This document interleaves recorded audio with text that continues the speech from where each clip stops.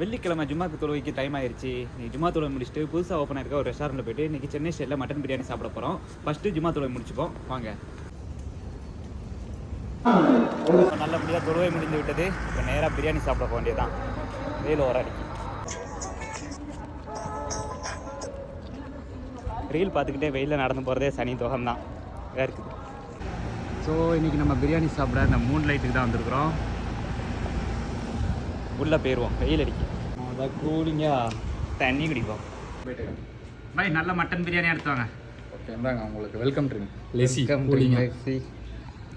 So special மரியாதை தான் எனக்கு இந்த கடையில்.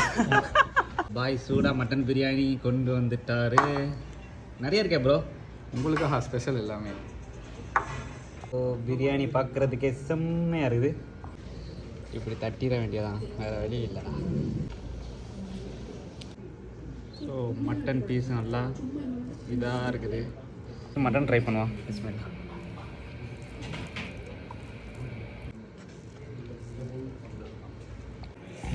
பிரியாணி சாப்பிடும்போது சோகமான விஷயம் என்ன தெரியுமா கைஸ்?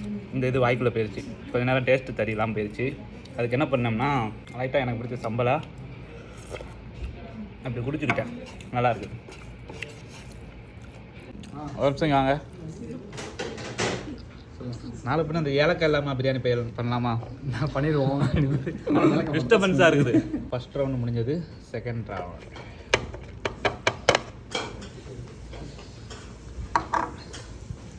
ரவுண்டில் தான் எல்லா பீஸையும் உள்ள மறைச்சி வச்சுருக்காங்கன்னு நினைக்கிறேன். இது அநியாயம் எல்லாம் உங்களுக்கு. ஆனால் பாய் எதை கேட்டாலும் எனக்காகங்காரு. ஏற்கனவே நான் ஓசிர திங்கிறேன்னு பேர் இருக்குது பாய். நீங்கள் வேற. பட் மட்டன் பீஸ் நல்லா பல்பியாக இருக்குதுல்ல. ஸோ செகண்ட் ரவுண்டு இந்த பிரியாணிக்கு இந்த தால்ச்சா ஊற்றி சாப்பிடுவோம்.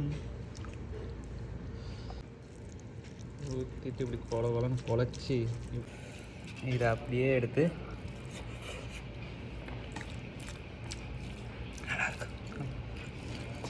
ஸோ ஃபைனலி காலி பண்ணியாச்சு.